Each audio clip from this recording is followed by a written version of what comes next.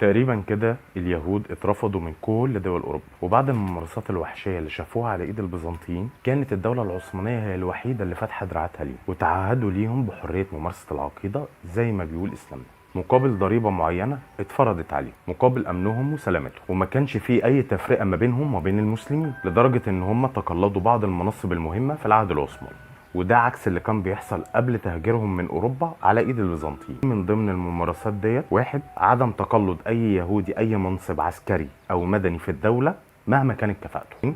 عدم بناء اي معابد ليهم والتضييق عليهم في حريه العباده، وابتدوا يقرفوهم في عيشتهم علشان ما يطقوش العيشه معاهم ويغوروا في 60,000 داهيه. الحاجات دي ما بتفكركش باي حاجه دلوقتي؟ هنا في ظل كل القرف اللي شايفينه من كل دول اوروبا عليهم، الوحيد اللي كان فاتح دراعاته ليهم في الوقت دوت هو صاحب الدوله العثمانيه، هو السلطان العثماني أورخان غازي ابن عثمان الاول ابن أرطغرل مؤسس الدوله العثمانيه، اللي تمكنوا في عهده بامتلاك اول حي يهودي في دوله المسلمين. برضه اول مره اليهود يتمكنوا من الاتي، عد معايا: واحد، حرية ممارسة العقيدة. 2، إنشاء مدارس لليهود لتعليم ديانتهم بحرية. 3، تقلدهم مناصب مدنية في الدولة على حسب الكفاءة. اللي كانوا بيتمتعوا بيها ديت كانوا في حضن الدولة الإسلامية، مش زي ما بيصوروا لنا دلوقتي إن إحنا همجيين وعنصريين وإرهابيين وولاد 60 كلب. حلوة دي. ونسيوا إن هم اتطردوا واتهجروا من 1492 من أسبانيا، 1394 من فرنسا، 1500 من صقلية، 1492 من فينيسيا، 1167 من البرتغال. كل اليهود اللي انزاحوا من الدول ديت مذلولين ومقهورين، ملقوش غير حضن الدوله العثمانيه في الوقت ده. وفي عهد السلطان محمد الفاتح ارسل خطاب لليهود في الاناضول لاستخدامهم في اسطنبول واقامه حي خاص بيهم وانشاء معابد جديده، وكان ده اذن بالانتشار في ارجاء الدوله العثمانيه بعد ما كانوا محدودين. وفي عهد السلطان بايزيد الثاني اواخر القرن ال14 وبدايه القرن ال15، وده العهد اللي صدر فيه مرسوم الطرد عزيز المشاهد، او زي ما سماه صاحبه الاصلي مرسوم الحمراء سنه 1492، الملك الكاثوليكي الاسباني فرناندو الثاني. والقرار كان بينص على طرد كل اليهود من اسبانيا والاقاليم التابعه ليه. وساعتها السلطان بايزيد الثاني اصدر قرار لولاته في جميع انحاء السلطه ان يهود اسبانيا لو لجأوا ليكم عاملوهم احسن معامله، واللي هيخالف الامر هيكون عقابه الموت. يعني المصيبه واللي يحبطك ان استخدام اليهود من اسبانيا جم عن طريق سفن حربيه عثمانيه، يعني البعد اتشالوا من على الارض شيل، وساعتها تقلدوا مناصب كبيره في الدوله العثمانيه. وبكده نعرف ان في عهد السلطان بايزيد الثاني كانت فتره جاذبه لليهود بشكل كبير جدا، بعد ما يهود اسبانيا والبرتغال عانوا الامرين على ايد ملوكهم. وفي عهد السلطان سليم الاول بعد فتح مصر في القرن ال15، وده كان اول بذر التجمع لليهود في فلسطين. ومن الناحيه الثانيه يا صديقي، السلطان سليم الاول ابتدى يقرب لليهود اكتر من اي سلطان في الدوله العثمانيه سابق ليه، لدرجه ان هو ولى احد اليهود واداله منصب كبير اطباء الدوله، وكمان سمح لليهود بشغل وظائف هامه جدا في الدوله كصك العمله، الصرافه، الماليه. وفي عهد السلطان سليمان القانوني كان اذى عصور اليهود في الدوله العثمانيه. وبعد فتح المجر انضم يهود المجر مع اخواتهم في الدوله العثمانيه يهود اسبانيا والبرتغال. تعالى بقى يا صديقي نعيش سنه بسنه عشان اللي جاي مرار طافح. وهو اللي اتغلب 10 سنين راجع لي وايديه في الكلبشات. ما انا قلت من الاول مش هينفع انا وابن الجزمه ده في بيت واحد. خد دي. هات ويا ابني الممنوع. سنة 1799 نابليون بونابرت بعد فشله في احتلال عكا بعت رسالة إلى كل يهود العالم ظنا منه إن كده بيقضي على الاستعمار البريطاني، القوة الوحيدة المهددة ليه. ونص الرسالة كالتالي: أيها الإسرائيليون انهضوا، فهذه هي اللحظة المناسبة.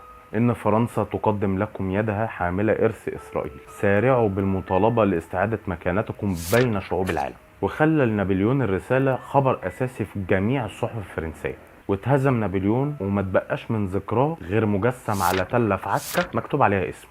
ولكن فكرة إنشاء وطن لليهود في فلسطين ما ماتتش، وبعد 40 سنة سنة 1840 أعادت بريطانيا نفس الفكرة ردا على توحيد محمد علي ما بين مصر وسوريا، حيث ان البارون الثري للعائله المعروفه اليهوديه ادمون روتشيلد اقنع وزير الخارجيه البريطاني بالمرستون بتشجيع وتأييد هجره اليهود للمستعمرات اليهوديه في الاراضي المقدسه علشان تكون حاجز لعدم قيام اي وحده عربيه في المنطقه. وكتب بالمرستون وزير الخارجيه البريطاني الى سفيره في اسطنبول الاتي: عليك أن تقنع السلطان وحاشيته أن الحكومة الإنجليزية ترى أن الوقت أصبح مناسبا لفتح فلسطين أمام هجرة اليهود، مع العلم أن 3000 يهودي بس هم اللي استجابوا للمبادرة البريطانية، واللي جه على رأسهم أدمون روتشيلد اللي زارها 4 مرات للاطلاع على فرص الاستثمار فيه، لزيادة عدد الوافدين، ومول بأكتر من 14 مليون فرنك لإنشاء 30 مستعمرة يهودية أهمها مستعمرة ليتسون.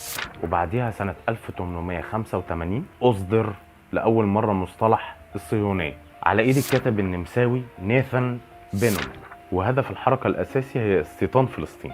وبمناسبة الحركة الصهيونية، اللي ما يعرفش يعني إيه صهيونية، كلمة صهيونية ديت جاية من كلمة صهيون وهي أحد تلال القدس، ورفعت مستعمرة ليتسيون اللي كنا بنتكلم عنها العلم الخاص بيها لأول مرة، اللي حمل لأول مرة في التاريخ نجمة داوود، رغم إن فلسطين في الوقت دوت كانت تحت السيادة العثمانية. وسنة 1896 نشر الصحفي الصهيوني تيودور وايزمان كتابه الدولة اليهودية باللغة الألمانية، ولكن يهود أوروبا كانوا بيجدوا إن حلمهم متمثل للهجرة في أمريكا. الدراع اليمين لهرتزل يبعت 2 من أهم حاخامات اليهود إلى فلسطين، وبعديها بعت خطاب متكون من سطر واحد: العروس جميلة جدا ومستوفية كل الشروط، لكنها متزوجة بالفعل.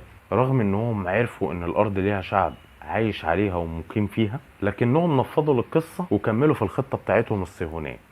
وفي 27 أغسطس سنة 1897 برئاسة هرتزل اتعمل أول مؤتمر صهيوني بمدينة بازل السويسرية، وتبنى المؤتمر تأسيس أول وطن لليهود معترف به دوليا في فلسطين، وبدأ بالفعل بدعوة علنية رسمية لأوروبا لتبني فكرة الاستيطان.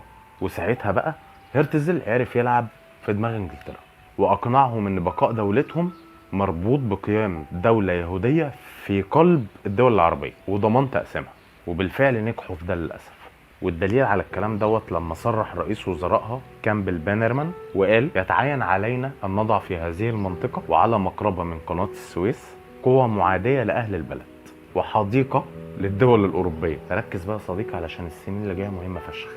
سنة 1907 اتوجه لفلسطين لأول مرة عالم الكيمياء البريطاني وعضو الحركة الصهيونية العالمية حييم وايزمان ليؤسس شركة تطوير أراضي في يافا بدعم من عائلة روتشيلد، وكان الهدف شراء أراضي فلسطين بطريقة منظمة. سنة 1914 قيام الحرب العالمية الأولى، وتأكدت مطامع إنجلترا في قيام دولة اليهود قرب قناة السويس. سنة 1915 اتقدمت مذكرة سرية إلى مجلس وزراء بريطانيا وعنوانها مستقبل فلسطين، وكتبها أول وزير صهيوني يصل إلى منصب وزير بريطاني، وكان اسمه هيربرت سامويل.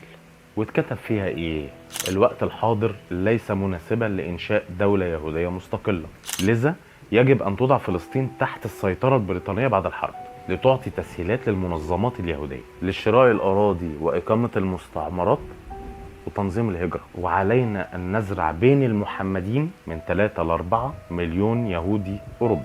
وسنة 1916 بناء على الوثيقة ديت اجتمعت فرنسا وبريطانيا، واتعرفت الوثيقة باسم مهندسيها البريطاني مارك سايكس والفرنسي جورج بيكو. الاتفاقية ديت اتسمت باسم مهندسيها سايكس بيكو، ووضعت الاتفاقية ديت فلسطين تحت سيادة مشتركة للحلفاء لإعداد الدولة اليهودية. وللعلم كان سايكس صاحب مقرب لحييم وايزمان، وبان دوت من خلال المراسلات اللي كانت ما بينهم، وبان دعم سايكس للحركة الصهيونية العالمية. في نوفمبر سنة 1917 وافق مجلس الوزراء البريطاني برئاسة ديفيد جورج لإنشاء وطن قومي لليهود في فلسطين، واتكتب الوعد على صيغة رسالة لأرثر بلفور إلى اللورد الصهيوني ليونيل والتر روتشيلد بعد ما شارك في صياغته حييم وايزمان. ركز معايا في الأسماء كويس علشان ما تتوهش مني. وفي نفس السنة يا معلم احتل الجيش البريطاني بقيادة الجنرال الليمبي القدس، دخل مع فيلق يهودي تم تدريبه وتوجيهه، وكان أحد أفراد الفيلق دوت كان واحد اسمه ديفيد بن جوريون، وكان معاه في الفيلق دوت واحد اسمه نحامية رابين أبو إسحاق رابين. سنة 1925 لعبت بريطانيا لعبة خبيثة شويتين، فجه تقرير الحكومة إلى عصبة الأمم عن إنجازات الانتداب السامي البريطاني في فلسطين، وأهمها عد معايا بقى: 1. تسهيل هجرة 33,000 يهودي ومنحهم الجنسية الفلسطينية. 2. إنشاء 13 مستوطنة يهودية جديدة. 3. تنظيم الهيستدروت كنقابة للعمال اليهود بقيادة ديفيد بن جوريون. 4. منح تل أبيب استقلالا محليا. 5. افتتاح الجامعة العبرية رسميا بقيادة الجنرال الليمبي، مع العلم ان ضيف الشرف ساعتها كان أرثر بلفور، ورئيس المنظمة الصهيونية العالمية تيودور وايزمان. سنة 1929 نظمت الوكالة اليهودية تجمعا صهيونيا للصلاة قدام حائط البراق للمطالبة بإعادة بناء الهيكل. وعليه قام الفلسطينيين بثورة اتسمت باسم ثورة البراق بقيادة فلاح فلسطيني شبح اسمه فرحان السعدي، لحد ما اتقبض عليه وتنفذ فيه حكم الإعدام هو والمساعدين بتوعه. الكلام ده حصل في 17 يونيو سنة 1930. نتمنى ألا يعفى عنا، لعل في إعدامنا حياة للأمة. رسالة إلى كل المسلمين وأمراء وملوك العرب في جميع أنحاء المعمورة أن لا يثقوا بالأجانب، وباسم العرب نحيا وباسم العرب نموت. وبعدها بسنة 1931 وصل عدد اليهود في فلسطين إلى 175 ألف يهودي، واحتفل قادة الصهاينة ودعموها في نيويورك. بعدها ب6 سنين سنة 1936 توفى الملك فؤاد وتولى الملك فاروق في سن 16 سنة، وجت معاهدة سنة 1936 واللي كان عنوانها استقلال مصر، لكن في الباطن كان بتحمل جميع أنواع سيادة إنجلترا على مصر. وسنة 1946 انعقد مؤتمر أنشاص بقيادة الملك فاروق، وهو الاجتماع الأول لقيادة وملوك العرب. كانت مصر والسعودية والأردن واليمن ولبنان والعراق وسوريا. وكان أهم بنوده: 1. وقف الهجرة اليهودية إلى فلسطين. 2. أي سياسة عدوانية على فلسطين فهي سياسة عدوانية على العرب أجمع. 3. مساعدة فلسطين بكل السبل الممكنة. تسألني يا صديقي البنود ديت اتنفذت ولا لأ؟ هقول اللي اتعمل اللي قدروا عليه، لكن دايما السياسة هي لعبة وسخة في الأول وفي الآخر. وسنة 1948 بعد مؤتمر أنشاص دخلت البلاد العربية اللي ذكرتها قبل كده في حرب ضد اليهود في فلسطين من أجل استردادها. لكن الليلة ديت كان لها حسبة تانية سعادتك. الحسبة ديت بقى معلم كانت مجموع جيوش الدول العربية كلها كانت من 40 ل 50 ألف، كانوا غير مدربين في مقابل 100 ألف يهودي مدرب كان عندهم خبرة الحرب. ولو هتسألني خبرة الحرب ديت جت منين، تعال أقولك. علشان بعتوا لواء منهم شارك في الحرب العالمية مع الحلفاء، وانتقلت الخبرة ديت لعصابات الهجان اليهودية بجانب قوى الاحتلال الانجليزي. وللأسف انهزموا العرب سنة 1948 على ايد اليهود، وكان اسحاق رابين هو العقل المدبر لتهجير اكتر من 400 ألف فلسطيني وتشريد 5 قرى على الساحل بأمر من بن غوريون. للأسف الموضوع كبير، ولو قعدنا نتكلم فيه هنتكلم من دلوقتي للسنة الجاية. الناس ديت عاملة مخطط بقاله مئات السنين. احنا لازم نفهم المخطط علشان تبقوا عارفين الدنيا ماشية ازاي والناس ديت بتفكر ازاي. الناس ديت معاها المال والأعمال بتحرك دول بصوابعها. جت على دولة صغيرة زي فلسطين ولا عندها جيش ولا عندها قوة تدافع عنها، واتشطرت عليها وخدت الدولة واحتلتها. لازم نعرف اللي جاي دوت عبارة عن ايه. لازم نفوق. فوقوا فهموا ولادكم ان اسرائيل يهود محتلين، وفلسطين عربية وهتفضل طول عمرها عربية، واحنا معاها قلبا وقالبا. السلام عليكم.